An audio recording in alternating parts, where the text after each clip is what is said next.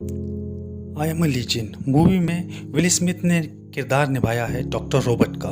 Movie के start में anchor lady doctor से सवाल पूछती हैं। डॉक्टर इंटरव्यू में बताती हैं कि कैंसर का इलाज ढूंढ लिया है। एंकर कहती हैं, आपने कितने लोगों पर इलाज किया है? डॉक्टर कहती हैं, 1009 लोगों पर, सब ठीक हो गए हैं। फिर कहानी बताई जाती है 3 साल बाद की, जहां मैनहट्टन शहर दिखाया जाता है जो पूरी तरह वीरान है। रोड खाली है, लोगों का नामो निशान नहीं है। गाड़ियां एक जगह खड़ी हैं। एक गाड़ी जो लाल कलर की है, जिसे विल स्मिथ चला रहे हैं। गाड़ी में एक उनका कुत्ता भी होता है जिसका नाम शैम है। विल स्मिथ अपने डॉग शैम के साथ हिरन का शिकार करने निकलते हैं। फिर एक पल ऐसा आता है जब हिरन सामने होता है। विल स्मिथ निशाना लगाते हैं और अचानक शेरनी हिरन का शिकार कर लेती है। विल स्मिथ इस शिकार को इग्नोर कर देते हैं। तभी उनकी घड़ी का अलार्म बज जाता है जिसे विल स्मिथ ने ही सेट किया था। ऊपर देखते हैं तो सूरज ढलने लगता है। वो बिना शिकार किए घर लौट आते हैं क्योंकि इस शहर में रात होते ही म्यूटेंट निकलते हैं जिसे डार्क सीकर कहते हैं। रात को इनका राज रहता है। रात को ही इसलिए निकलते हैं क्योंकि इनकी स्किन धूप सहन नहीं कर सकती। जैसे ही सूरज की किरण पड़ती है इन पर तो यह मर जाते हैं। स्मिथ खाना खाने के बाद दरवाज़ा खिड़की सब लॉक करता है, लाइट बंद कर देता है, फिर सोने चला जाता है। रात में डार्क सीकर की आवाज़ आने लगती है। मूवी फ्लैशबैक में चली जाती है। कहानी फ्लैशबैक स्मिथ अपनी फैमिली के साथ होते हैं।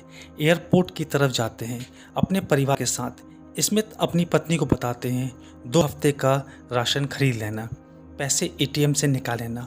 प्रेसिडेंट अनाउंस करते हैं शहर 1 घंटे में सील कर दिया जाएगा। यह बात अपनी पत्नी को बताते हैं। पत्नी स्मिथ से पूछती है, वायरस हवा से फैल रहा है? स्मिथ कहते हैं शायद।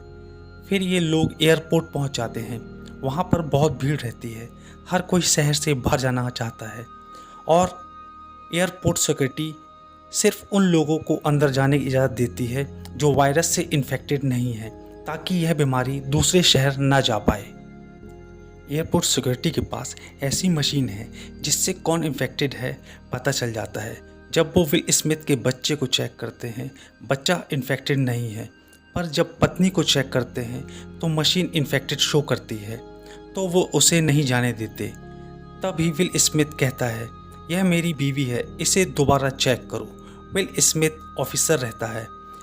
जब एयरपोर्ट सिक्योरिटी दोबारा चेक करती है तो रिजल्ट नेगेटिव आता है। इस बाद बीवी और बच्चों को जाने देते हैं। परिवार के लिए हेलीकॉप्टर बुलाया जाता है क्योंकि विल स्मिथ बहुत बड़े ऑफिसर रहते हैं। जब हेलीकॉप्टर कुछ ऊपर हवा में उड़ रहा होता है तो विल स्मिथ सी ऑफ करते हैं।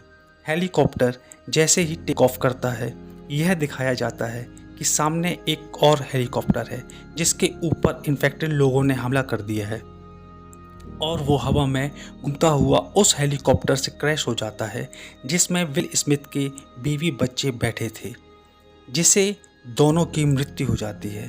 फिर विल स्मिथ की नींद खुल जाती है। विल स्मिथ सुबह एक्सरसाइज करता है। फिर वो बेसमेंट पर जाता है जहां वो वैक्सीन बना रहा होता है उन इन्फेक्टेड लोगों को ठीक करने के लिए। वहाँ पर बहुत सारे चूहों को बंद करके रखा रहता है। दूसरे चूहे में वैक्सीन ट्रायल करता है कि जो दवा लास्ट टाइम इन चूहों को दी थी क्या रिजल्ट है, पर सारे चूहे एग्रेसिव रहते हैं, मतलब वैक्सीन का कोई असर नहीं हुआ है।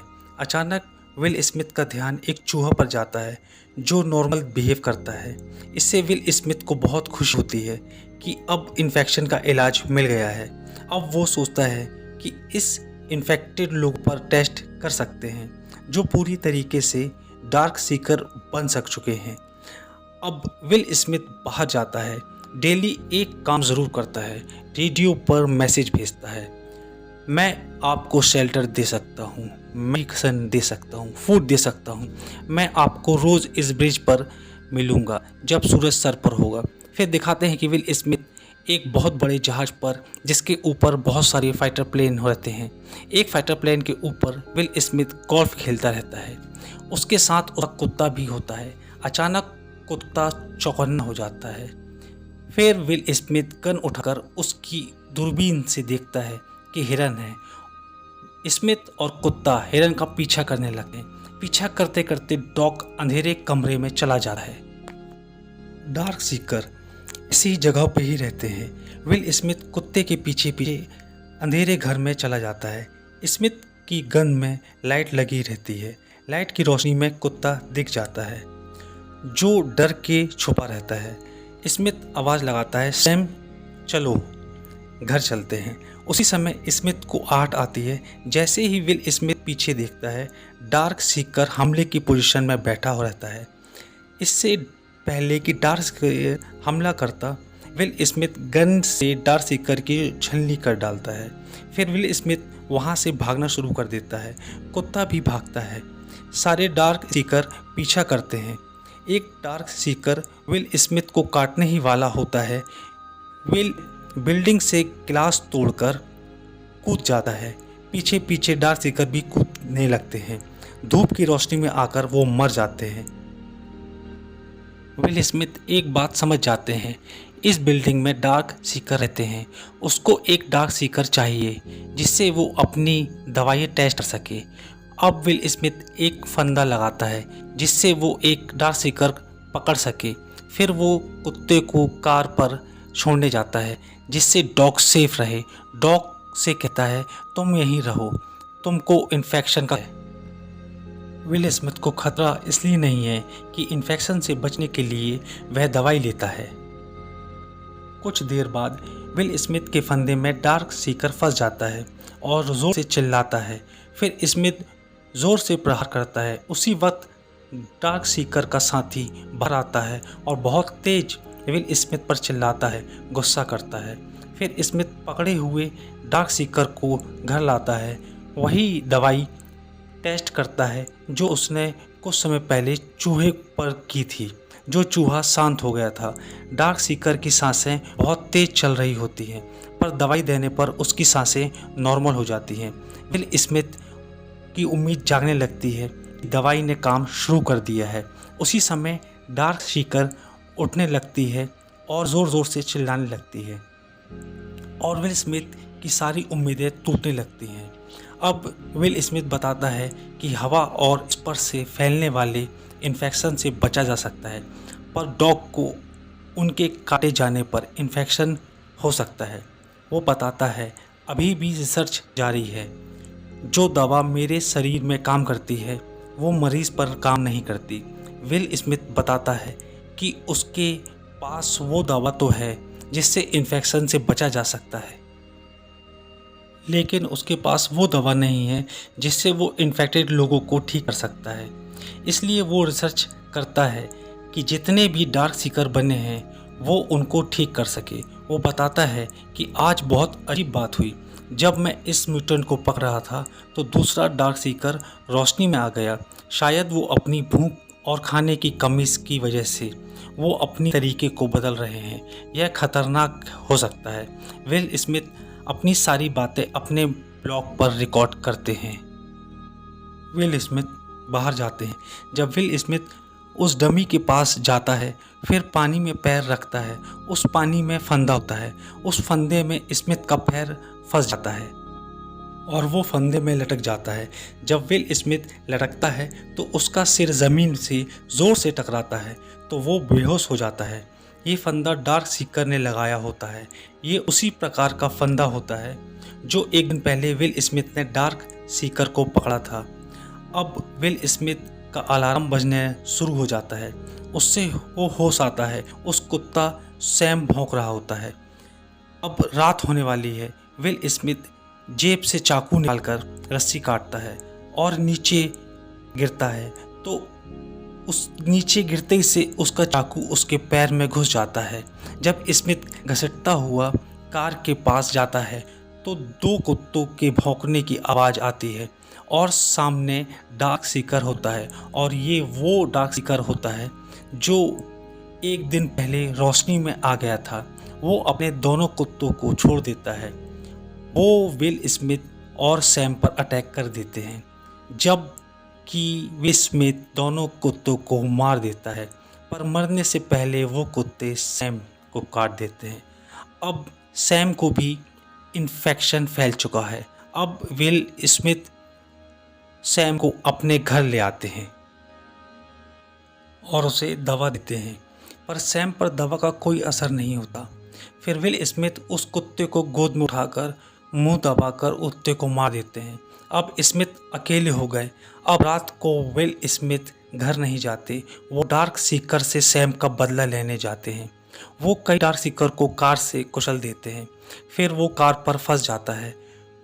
जो डार्क सीकर पहली बार दिखा था वो, और जिसने उसके ऊपर कुत्ते छोड़े थे, वो म्यूटेंट उसे मारने आता है।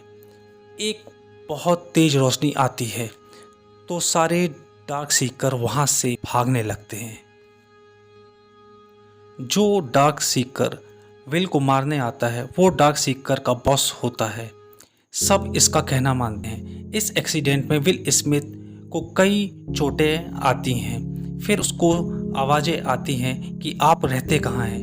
वो मुश्किल से अपना एड्रेस बता पाता है। फिर विल स्मिथ बेहोश हो जाता है। जब स्मिथ को होश आता है तो वह अपने घर पर होता है। उसका टीवी चल रहा होता है। वो ड्राइंग रूम पर जाता है तो वहाँ पर एक औरत और बच्चा रहता है। वो औरत कहती है कि हम आपको ब्रॉडकास्ट सुना, ब्रिज में हम आपका इंतज़ार कर रहे थे, आप नहीं आए तो रात में आप म्यूचुअल के बीच फंसे मिले, हम आपको बचाकर यहाँ ले आए। वो औरत अपने बारे में बताती है कि मेरा नाम ऐना है, मेरे साथियों को डार्क सीकर ने खा लिया, अब हम दो ही बच्चे हैं, हम वर्मट जाने वाले हैं। विल स्मिथ कहता है ऐसी कोई बस्ती नहीं है।